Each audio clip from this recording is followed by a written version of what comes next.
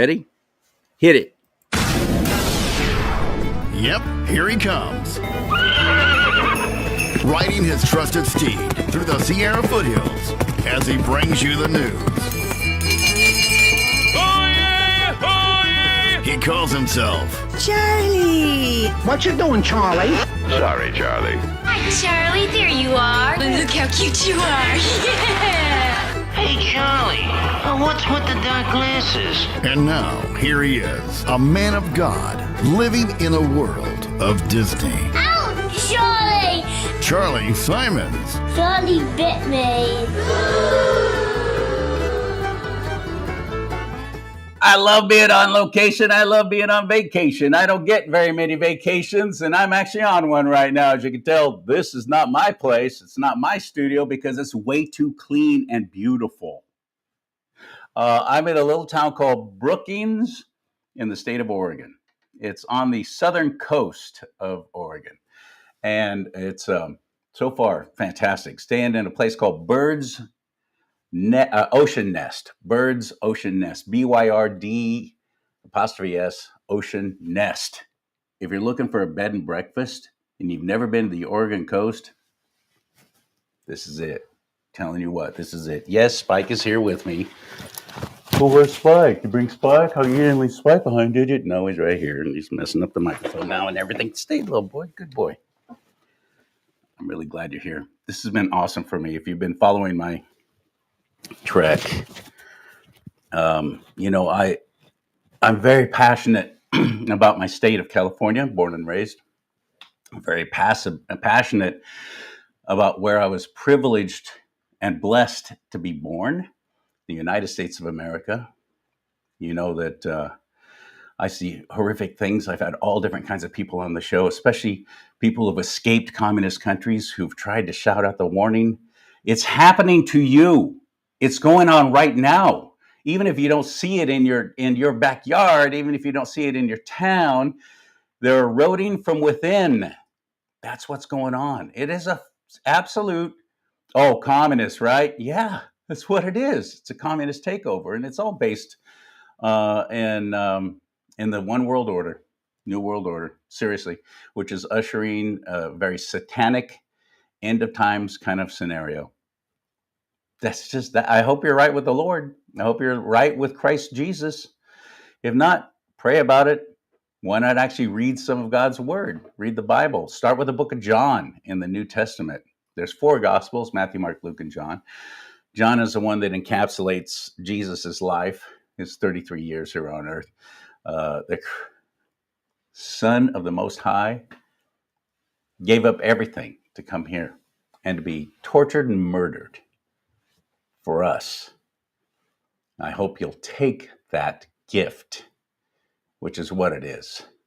Just accept the gift of Jesus being your Lord and Savior.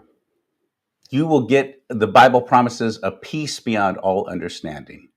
But we have not because we ask not. Ask for that. Ask for discernment. So you know what's of the devil and what's not. What's good, what's evil. You can discern that, but you got to ask for it. Seek and you will find. Knock and he will answer. You have not because you ask not. Ask for discernment. Ask for wisdom. Ask for revelation of his scripture. And then actually read it. A chapter a day keeps false teachers away. I say that all the time. So, all right, sermon over. Here's the commercial part of the show. You want to help? Please purchase some American-made products from Mike Lindell's online store. He had to go online because the big box stores took all of his products off the shelves, including Walmart. That was the last one. Screw you, Walmart. I'm out. I don't go in there. I don't need to. I don't need CVS. I don't need Target. I don't need any of them. And I'm certainly not going to give them any of my money. As they charge you a lesser price? Oh, sure. But look at the label. Where's it made? I don't buy from communist countries. I hope you'll join me in that at mypillow.com/Lee. mypillow.com/LEE. Lee is my middle name. That can get you up to 75% off MyPillow products. Over 100 products, all American made. Hope you'll follow through. Please Check it out. What do you got to lose? mypillow.com/Lee. Russell Portentis is my guest today on Do Not Talk, and this is a great day. We're starting off with Russell, and then a little after 12 noon today, Pacific time, going to have Dinesh D'Souza on. This is a great day. I've been really excited about this because Russell, to me, is a hero. He not only did what you want to get into hero status with me, run for office when you've never done that before, just because you've seen things so bad, and you're like, if not me, who? If not now, when? Run for office. And this man did that in the Senate in the state of Massachusetts. Hello, sir. Hello there. And just to refresh your memory, as President Trump talked about when he was in Pennsylvania the other day, it is a commonwealth. It's the Commonwealth of Massachusetts. And remember, he said, don't ever make the mistake of calling it a state. So I won't. I will call it the Commonwealth. Although all the wealth is going to people who came from other countries illegally. Your day job was with law enforcement, and you were very instrumental in busting some very big drug rings, weren't you? Yes, I was. Tell us about that. My career took a circuitous pathway. I was a Northeastern University student and on the cooperative education program. And I was trying out for the JV baseball team at the university. And I probably would have made it as a center fielder. But my co-op advisor said, Russ, there's an interview at a federal agency. So I said, what agency? And he said, Bureau of Alcohol, Tobacco, and Firearms, which I had never heard of. This is back in 1976. So I said, I'll go. He says, well, you can go, but they're not going to hire you. They have to hire a woman this time around, but go for the experience. So I did. I did some research I went to their office, got pamphlets, books, important cases they had made. And when I went in for my interview for the co-op position, the agent in charge and the deputy agent in charge was sitting at the end of a long conference table. And the first question the agent in charge asked me is, what do you know about ATF? And the next 22 minutes, I rambled on about every case they had ever worked, how they started off as the Alcohol Tax Bureau, Elliot. You did no research. So, and that's exactly what the agent in charge said. We were mandated to hire a woman this time around. However, we hire investigators. You've done the research. You're an investigator. This is the kind of caliber agent we want. So they hired me for a co-op term. And then after completing 2 terms at the Bureau of Alcohol, Tobacco, and Firearms, I was hired with help from Jimmy Carter, who lifted the freeze on federal hiring for me. I wrote letters to him, to Tip O'Neill, to Ted Kennedy, Ed Brooke, who was a senator at the time. They gave me form return letters. Jimmy Carter's office from 1600 Pennsylvania Avenue, with his signature, said, we will look into this issue and resolve it to your satisfaction. And they did. And I got hired. So several years later, he was running in a presidential election. And every 4 years, as you learned about from the recent incident in Butler and the other incident which occurred on the golf course, Secret Service brings on board several agents from other federal agencies. ATF was one of the go-to agencies that they would take agents from. So we'd go to a 3-day training class, and they put us out on the campaign trail. So President Carter was coming to Boston in 1980 for a fundraiser and a campaign stop. And a friend of mine, Kenny Bradshaw, was in touch with the detail, and he was a supervisor at the U.S. Secret Service office in Boston. And he knew me. And I said, Kenny, I'd like to thank the president for something. Can you get me the holding room, which is where they take the candidate, the protectee, prior to him making his appearance in an auditorium or a stage area? And he said, sure, Russ, you can get he said, just don't talk too much. So I said, I won't. I'll do my best. So he got me the holding room. And sure enough, the motorcade arrives, and President Carter enters the building And I'm inside about 7 or 8 doors down from where the main entrance is. And I see him walking toward me with his immediate protective detail, about 8 Secret Service agents. And they approach the room. I get the key from above the door sill, open the door and let him into the holding room. And I said, Mr. President, I'd like to thank you. And my friend Kenny Bradshaw's going, don't talk to him. I said, I'd like to thank you. And he said, what for, son? I said, because of you, I'm standing here in this position. You got me hired. And he said, well, I'm glad I could help, and I wish you a long and safe career, and God bless you. And that was it. But I got to say my thank you. So I was very appreciative of that. And That's cool. yeah, so then I went on to work for the Bureau of Alcohol, Tobacco, and Firearms, the U.S. Customs Service, and then eventually the Customs Service joined or was absorbed by immigration, and we became United States Immigration and Customs Enforcement. At which, and I developed an expertise when I was there in air trafficking or air smuggling, cocaine by air. And I developed 4 historical cases, the first of which was I recruited pilots. I went to the U.S. Probation and Parole Department and got a list of all the pilots that had been arrested for drug offenses and were living in the New England area. And I started going to visit them one by one. And I also put their names and date of birth, identifying data in our computer system, which would track international arrivals.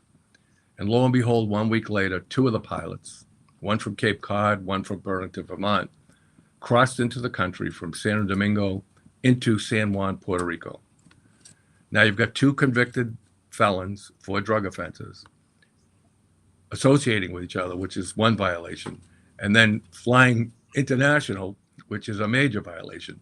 And both of them were facing 6-year special paroles if they violated their probation.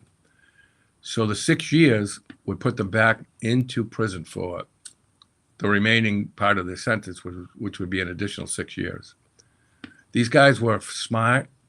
One of them was a Navy fighter pilot who flew 152 combat missions over North Vietnam. He was brilliant.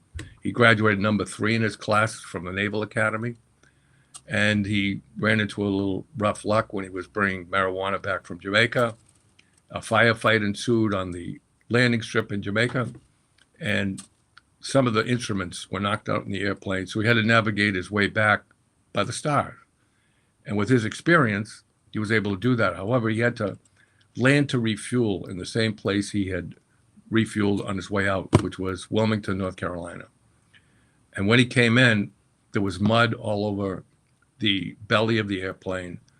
There was a bullet hole in the side, and the fellow who came out to fuel them saw that. And when they took off, he called the FAA. So he put their tail number in the computer. As they were approaching Burlington International Airport with approximately 600 pounds of marijuana, the FAA had notified all their satellite offices up the East Coast, and the state police and DEA were waiting for them on the ground. However, they didn't spot them initially. And so my pilot informant, his name is Anthony Joseph Nagy, lieutenant. He landed in the airport in Burlington, Vermont, and he had called prior to that by way of his brother-in-law, who was wounded in the gun battle. His brother-in-law called in for weather at Burlington. And when he did that, Tony had instructed him, don't give our tail number, make something up. So he was delirious from losing all the blood he had lost. And he gave the proper tail number. So they were waiting for him on the ground. He ended up being arrested, sentenced to the Danbury Federal Correctional Institute after a guilty plea. And he and the other pilot, Dennis Pekarsik, started teaching a ground aviation school to get a reduced sentence. The 2 of them had flown in marijuana. They saw a way to get out a little bit early. And they took over the class from, I don't know if you've ever seen the movie, I believe it's called Cocaine, It's about Carlos Lader and George Jung, who was from Weymouth, Massachusetts, how they built the air smuggling operation for the Medellin cartel. They were multimillionaires, and they were the ones who first began flying cocaine into the United States from Colombia. So, and as I said, Tony was a brilliant pilot, decorated. I have a little photo here, which I'll show you. He was decorated on the deck of his aircraft carrier while he was serving in Vietnam and flying his 152 combat missions. He was decorated on the deck by Admiral McDonough. That's huge. Here's his plane. They memorialized his plane, and you can see some of the cocaine there in the picture above it. They memorialized his plane, and the USS Intrepid became a museum in New York City, right next to the Circle Line. I was doing a Secret Service detail with President Clinton and his wife, and Marine One landed on the deck, and it landed right near his aircraft. It was like God's plan. I had no idea where this plane was, and all of a sudden, after the helicopter took off and I took my assignment, I noticed an airplane with the name inscribed under the canopy. It was an F-8 Phantom jet, Lieutenant Anthony Joseph Nagy. And next to it was a red star with the date inscribed inside, 9/18/68. And that red star indicated a MiG that he had shot down over North Vietnam and the date he shot it down. So, for those who don't know, that's the Russian fighter jet. Yes, correct. Yeah. I forget the full name of it. I had to learn that when I wrote my book. But anyway, the two pilots, Dennis had the better contacts from prison because when they taught the flight or the aviation school in prison, none of the inmates passed. And they all gave these pilots their telephone number and said, as soon as you get out, you call this number. If I'm not out yet, somebody else will answer. We want you to fly loads for us from Colombia. So the only reason they took the class was to meet the pilots. And so when they got out, we started going after organizations one by one. We went after an organization in the Italian section of Boston, the North End, a couple of mafia figures. It didn't pan out because the runway they had in Jamaica was too short and the plane would have crashed while trying to take off. So all of a sudden, the second pilot, Dennis Pekarsik, gets a call from a friend of his who was also in the prison with the two pilots, John Novak. And Novak asked Dennis, he said, can you and your friend, the military guy, transport 1,000 pairs of shoes, which meant kilos of coke? And I recorded the telephone call. I said, it's time to start that case. That sounds great. And when I presented it to my bosses, this is in 1988, they put their hands up. Oh, we don't want problems. Big cases, big problems. We don't want to pursue this. So I said, what if I find another office to take it? They said, then you can go do it. But we don't want to be involved in this. And I said, why not? And the regional commissioner of our agency said, and he had been to several of the Blue Thunder conferences with Vice President George Bush in Florida. He'd been to the Bahamas for conferences on drug smuggling. And all they did was go to happy hour and play golf. So they didn't know anything about drug cases. So he told me, face up, he says, we can't send agents into Colombia to pick up cocaine. And we certainly can't send informants. So I said, well, you're wrong, because I work out at a gym with a DEA pilot who's flown in there 17 times and picked up cocaine in undercover operations. They said, no, we're right. You're wrong. I said, okay. So I called a friend of mine in New York, and he was... Sounds like they're calling you right now. Yeah, they want me to fly. So I called a friend of mine in New York. His name was Bob Carbonari. He worked in the Long Island office of U.S. Customs. And I said, Bob, what do you think of this case? He goes, let me call you back. Let me meet with the resident agent in charge, Mike Nestor, and ask him if he would want to entertain taking this case down here. He called me back in about 10 minutes. He said, we'll take it. And I said, well, Boston says it's illegal to fly. He said, not here, not in New York. So we'll take this in a New York minute. So they did. And the case was, it was probably the most exciting case I had ever worked in my career. And I had been with ATF, worked on bombing investigations and some undercover firearms trafficking investigations. But this was nothing like it. It involved everything that I had hoped to work for. I wanted to get involved in the war on drugs. And I was, many of the folks in my office, they had no ability to initiate a case. God bless them. They were there if you needed them for something, but they didn't know how to initiate a case from the ground up with an informant. And God gave me a certain talent. And that was, one, I don't think I ever interrogated a guy and he didn't confess. And number two, I never went to a guy to develop as an informant and he didn't become an informant. So he gave me that special gift. So we pursued the case, and it culminated in fantastic results. It was a history maker. I took it to Rudy Giuliani's offices. He was U.S. attorney at the time, and he assigned it to a woman by the name of Ann Kenner. And Ann was an aggressive prosecutor, but we had one problem. John Novak, who was the original contact and was putting this whole deal together, was a federal fugitive. He had been involved in leasing the aircraft that was flown after they kidnapped Kiki Camarena in Mexico.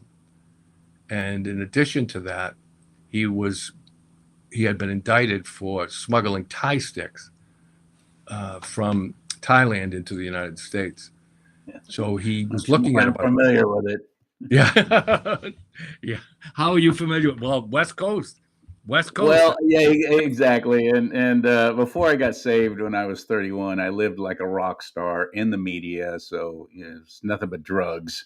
The exact time frame you're talking about, man.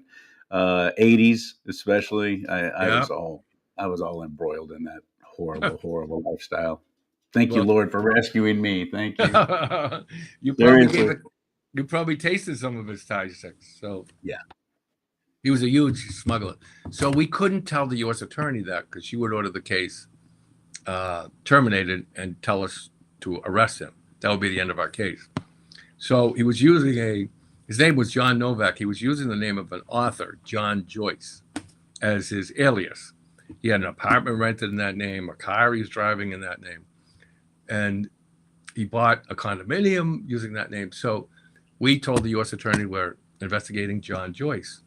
And she said, does he have a criminal record? I said, no, we can't find him on anything. There's no record, no past history. And she said, he's involved in a case like this with 1,000 kilos of coke. I said, yeah, we can't get it. But maybe they just want somebody clean to run this operation. But we really knew who he was. So while the Danbury Federal Correctional Institute with my two pilots, Tony and Dennis, he introduced them both to Colombians, Gus, and I think the other guy's name was Victor. They were going to be the source of supply. They knew they dealt with Pablo Escobar. They were going to arrange for a landing strip and also for the supply of cocaine that would be transported.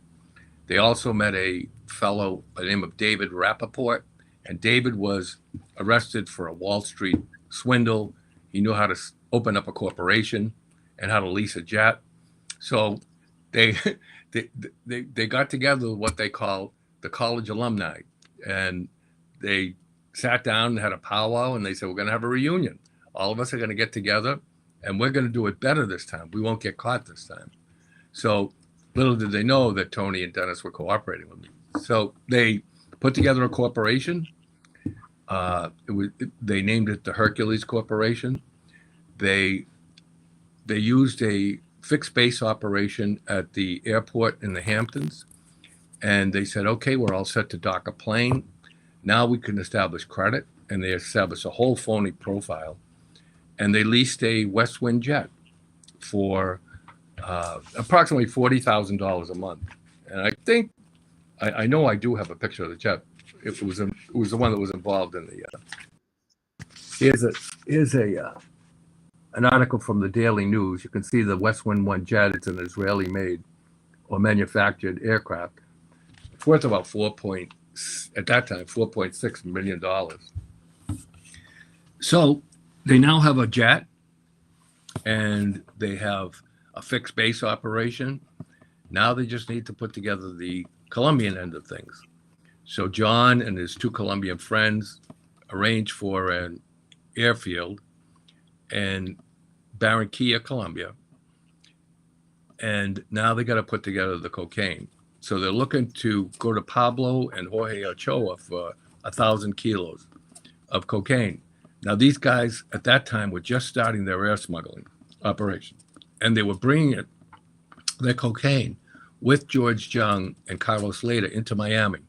No planes were coming all the way up to New York, but at that time, the Medellin cartel was making inroads to their distribution center where they wanted cocaine to come directly to New York. So they're bringing it by container. But air, of course, an air transport is much quicker. So they put things together. They get a landing strip and in Barranquilla.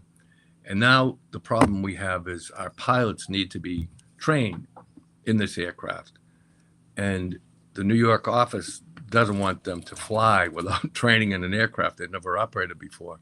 So we get them, I call up an undercover operation we had with U.S. Customs in Mobile, Alabama. It was called Operation Skymaster.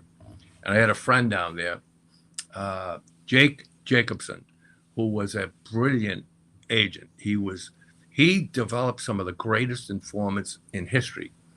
And he switched from DEA to Customs because they tried to fire him several times because he was the one who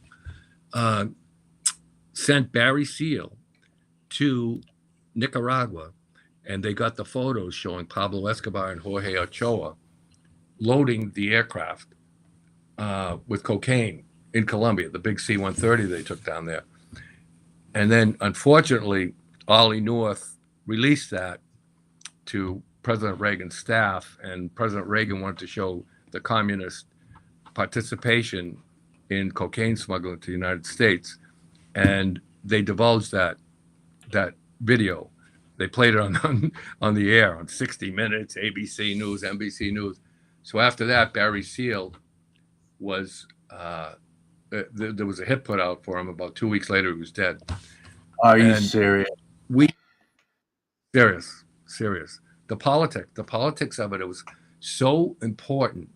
And I think if Ronald Reagan knew what the outcome would be, that this guy who became a hero and penetrated this cartel, they loved him. I mean, he was flying cocaine, and if you ever watch that movie, it's kind of American made. It's a little overblown, a little over exaggerated, but he was operating under the guise of the CIA and to penetrate Colombia and show the communist interest in the whole operation. And he exposed it and blew it right out of the water.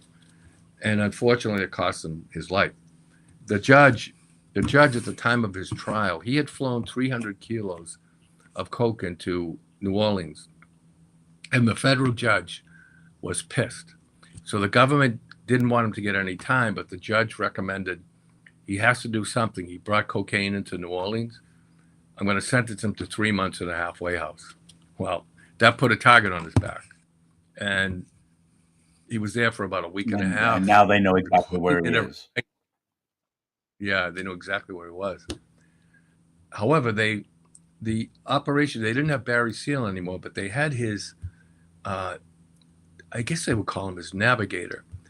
His name was Jimmy Flack. I don't think that's his real name, but he was a Brit, and he knew everything about aircraft. He knew how to train my pilots, how to fly. He actually put a bladder tank in the aircraft, in the West Wind jet, so that it would definitely be able to reach New York directly from Colombia, because the length of the flight was going to put it on the borderline of whether they would run out of fuel or not.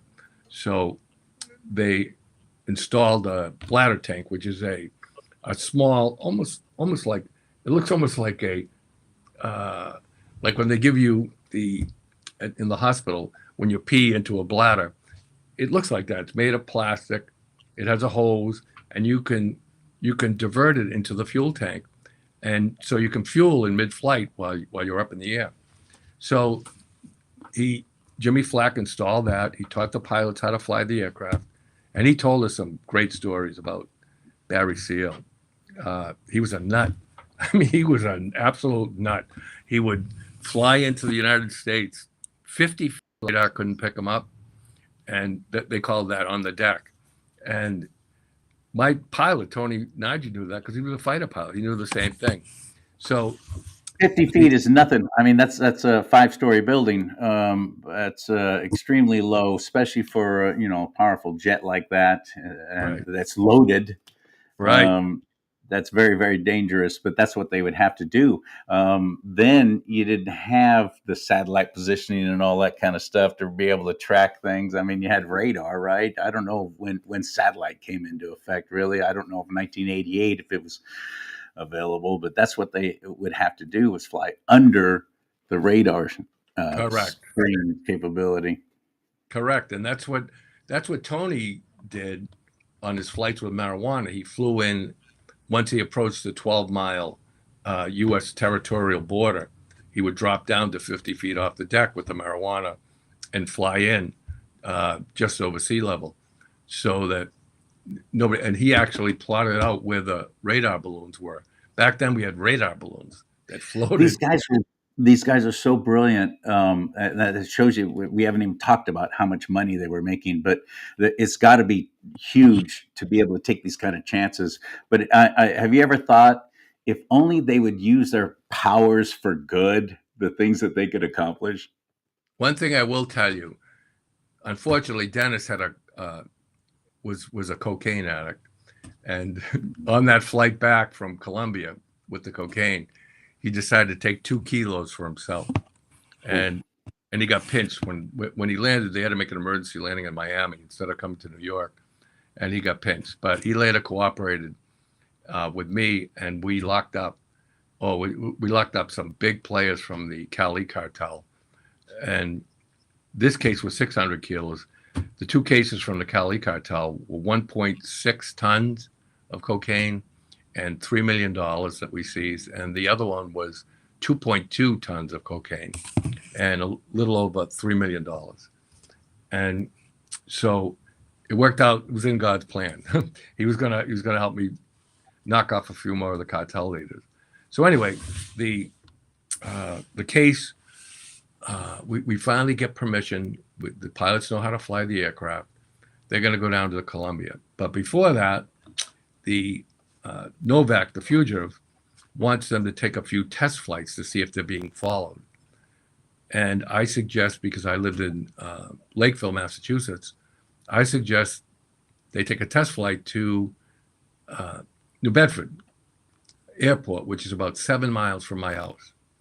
So what I would do is, when we weren't working the case, rather than drive back 3.5 or 4 hours, I'd hop in the jet, and the pilots would, as part of their training mission, would take me to New Bedford. It was 22 minutes from wheels up to the landing strip in New Bedford.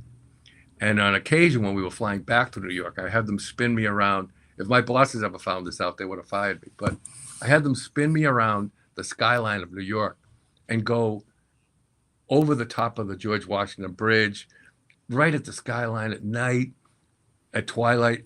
It was beautiful. I always loved New York, and I always wanted to see a view of it from that point. And we'd come in sometimes from the angle of the 59th Street Bridge, where you see that big wall of concrete and brick. And that was one of the real highlights of the whole case. So anyways, they put together the coordinates in Barranquilla. The pilots head down to Colombia, and they're told they're going to pick up 1,000 kilos. When they take off, everything's going smoothly, but I had arranged for somebody in San Juan, Puerto Rico, to meet them to refuel, and the weather was starting to come in, so that was causing them to burn more fuel. So they refueled in San Juan, and then they went directly to Colombia. Unfortunately, they were supposed to give them a macadam or tar runway, but they said, this is the first run. We got you a seashell, packed seashells. Well, packed seashells don't really work when you have a jet engine because it sucks everything up. And the shells could go into the engine, short them out, and that's the end of the flight. And they crash and burn somewhere. So, but the Petroni, being experienced, adjusted the flaps down so that the shells wouldn't get sucked in. And they took off. And they ran into some serious weather. Over Antigua, some thunderstorms, and knocked one of the engines out. So, as I said before, they had to make an emergency landing in Miami. And Dennis, having the problem he did, took the 2 kilos. He got locked up, but Tony stayed with us for the rest of the flight. And we ended up landing it in Long Island in the middle of the night, about 4 o'clock in the morning, and there was a dense fog. I remember nothing like I'd ever seen. They were staying at a Holiday Inn in Riverside, New York, and there were eight people out together. A couple of truck drivers. They're going to take the cocaine to different spots. The Colombians, John Novak, the guy who was set up the corporation, and another fellow by the name of Bob Krevsky, who had a domestic cocaine trafficking network all set up. So they're waiting in the hotel, and we know they're waiting in the hotel. So when John Novak comes out to inspect the truck and lift the gate up to see the cocaine, we let him finish. He paid our undercover truck driver $11,000 for bringing the truck to the hotel. How much? And then we only paid him $11,000. We said we're going to pay him $50,000, but we said we got to distribute, or they said they have to distribute the cocaine first, and they'll give them the balance when they're done in a week's time. So he took the $11,000, and then I was with probably 50 or 60 agents from New York, state troopers, local police, and the agent in charge, or the resident agent in charge, says, "Russ, you're from out of town. We have a raid team. They'll go in and get these guys." And I said, "Please be sure that you get John Novak, because if we get him, my informants won't have to testify because he'll roll over on everybody. He's already looking at 35 years. This will be another 20. He's going to die in prison, so he'll give everything up." So I said, "Oh, yeah, for sure, we'll get him." So it was probably like the Three Stooges, although I wasn't there, but the raid team goes in the door. Well, because you have several agencies now, you've just said. 50 different right.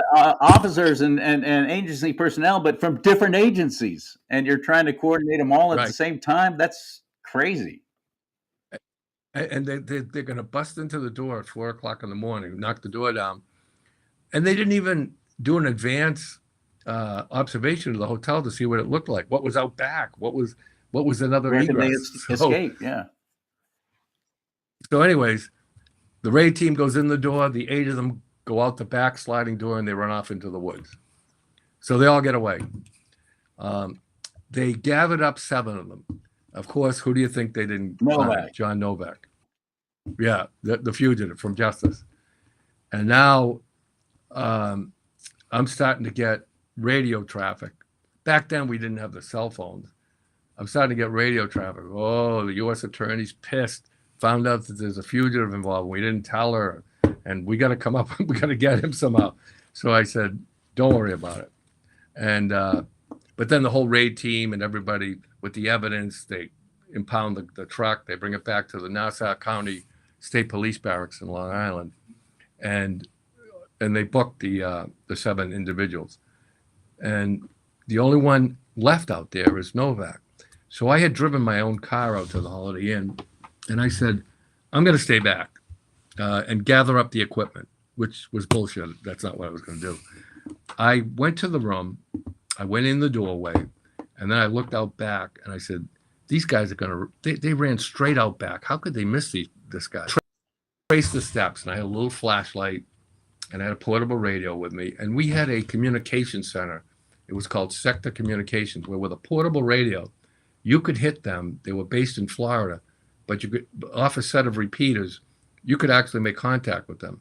So as I was looking in the woods, in order to like put the guy at ease, I would say, Sector, this is Russell, or whatever my agent call sign was, Alpha 132. no sign of the guy. I'm going to keep looking. And I would constantly give them updates because they were worried about me being in the woods by myself. Rightly And so, because all of the yeah, goofballs who have run are most likely carrying sidearms. that's correct. That is correct. So, but I didn't care. I said, God's on my side and nothing's going to happen to me. So I remember praying for this flight to make it, to get in. And the feeling of joy when it made it. It was the first case of its kind in U.S. history north of Florida. Nobody had ever put together an undercover operation and flown a load of cocaine in like that. And they would have brought 1,000 kilos back, but Tony, the pilot, said that much weight in the plane is going to cause us problems going back. So they started kicking the cocaine out. And the Colombians pointed a machine gun at him and said, you got to take it. He said, we take it, we crash. So finally he convinced them 600 kilos was enough. And they said, when are you coming back? They said, we'll be back tomorrow. Okay, all right. We want you to take 1,000 tomorrow. So they wanted this operation to run every other day if it had been a real bad guy effort. So I'm walking out in the woods, and all of a sudden I hear like the crunching of leaves. And it's in May, and I hear the crunching of leaves, and I look up, and I'm face to face with a deer. And the deer's looking at me. I could just barely see it because it's so foggy. And I got startled. I took my gun out. I thought it was him. I thought it was Novak. So turns out to be a deer. She turns around, and I see her white fluffy tail take off. But at that exact moment, I looked down at my feet, and I could see something red around the bottom of a tree. And it's going in and out, in and out. I said, son of a gun, that's him. That's Novak. So I get on the radio and I say, Sector, this is Alpha 132. I'm giving up my search. I'm going to gather up the equipment and head back because I wanted him to relax. And then I jumped on his neck with my knee, put my gun in his ear, and I said, John, if you want to keep your brains in your head, you're not going to move. And he didn't. I might have used some other language, but anyways, he didn't. And I said, are you armed? He said, no. So I patted him down while he was on the ground. And then I put the handcuffs on him and pulled him up. And right on the ground, right below him, was a small pen gun that holds a 122 caliber bullet that it must have fallen out of his pocket. But I got him. So I figured, how am I going to get him back to the barracks with the U.S. attorney? He was pissed at me. So Did you? You probably didn't have any handcuffs knowing on John's you.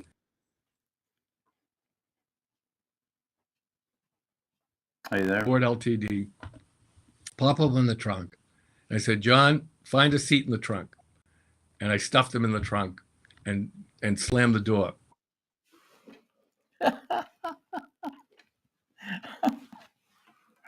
This is like out of a movie. Oh my goodness. You're coming in a bit broke.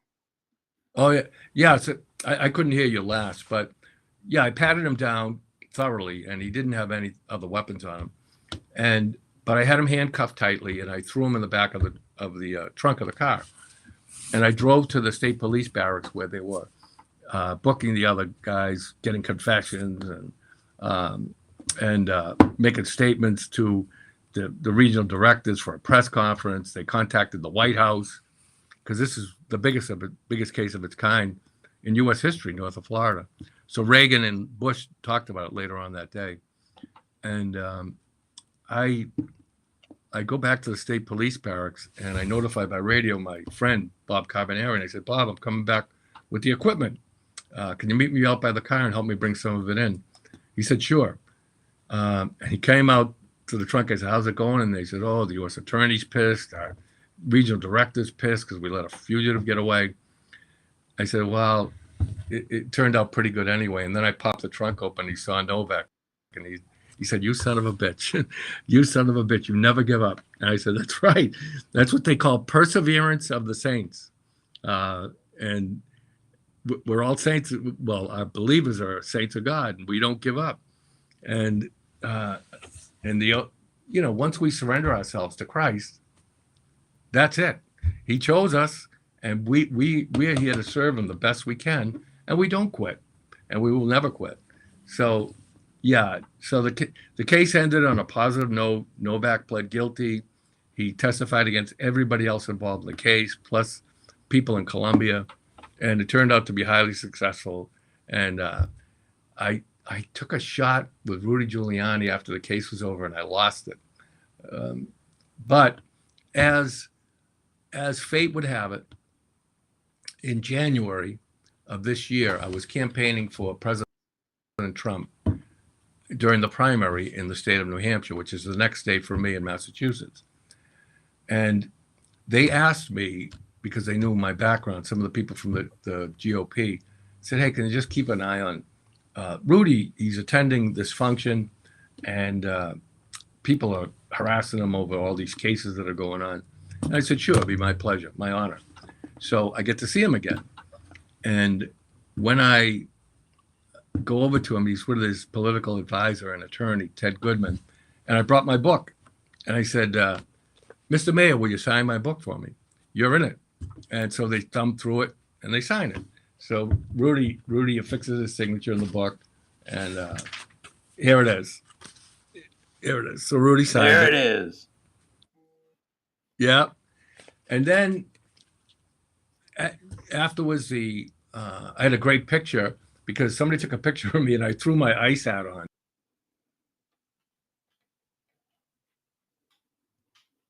Audience there. And there's a great shot of me with him in the background, and another good shot with me and Rudy.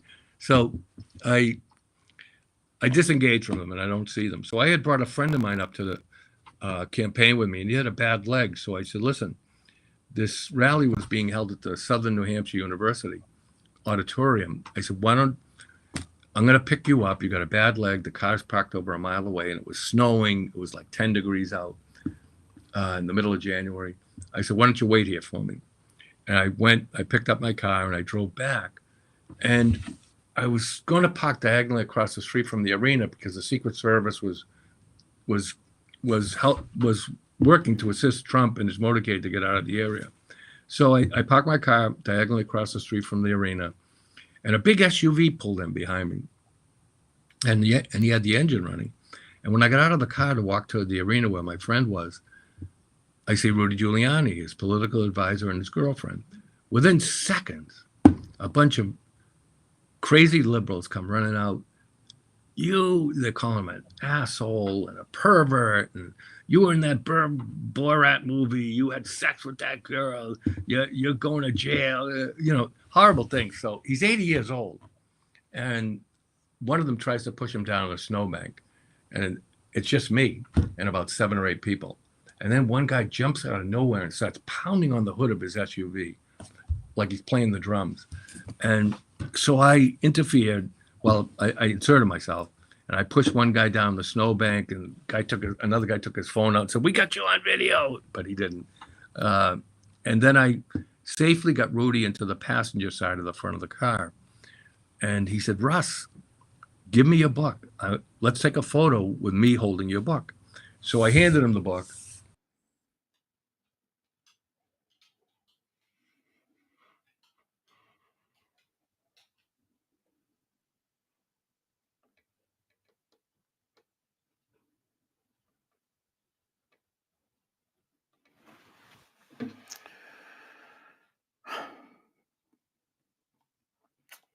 These things happen when you're live. Apparently he's frozen. We're at a very good part of the story, I hate to say. I'm standing by hoping that he comes back on. I'm going to remove him for a second, then I'll bring him back in. That didn't make a difference. Oh, we lost him. Dag nabbit. We'll give him a chance to come back in.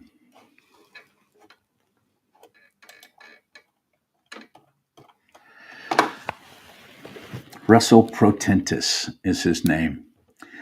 And I hope he comes back on because I now want to read that book.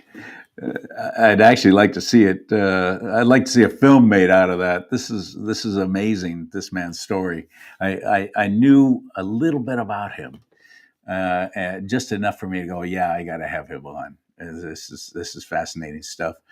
Then he ran for Senate in Massachusetts, and the things that the left did to keep him from winning is horrible. I mean, horrible, including taking legal action against him and all different kinds of things. What an extraordinary gentleman. I hope he comes back on. I don't know if he's going to be able to. I'm not sure what's happening there. Maybe they're having a storm there or something. I don't know. He's out in Massachusetts, so we'll give it a little more time. I did want to invite you, though, to if you want to help the show, you want to help it stay on the air, you can do that through venmo.com/do-not-talk, venmo.com/do-not-talk. You can make a one-time donation to help us stay on the air, or you can do it monthly or whatever you want. It's all right there, just like all of them. PayPal, what is that, Zelle, the other one, Cash App. They're all kind of the same. This one's Venmo, venmo.com/do-not-talk. Thank you for helping the show. Apparently, he's not going to be able to come back on. I don't know what happened, but that was fascinating. Just up to that point was fantastic. Now I got to find out what happened with Rudy Giuliani. And I encourage you to please share these shows, let others know about what I'm doing, especially the Rumble channel, rumble.com/do-not-talk. If you can follow the channel while you're there, I'd appreciate it. Support these other platforms above and beyond YouTube, which is owned by Google, above and beyond Facebook and Instagram. Obviously, we know where their politics lie. They hate guys like me.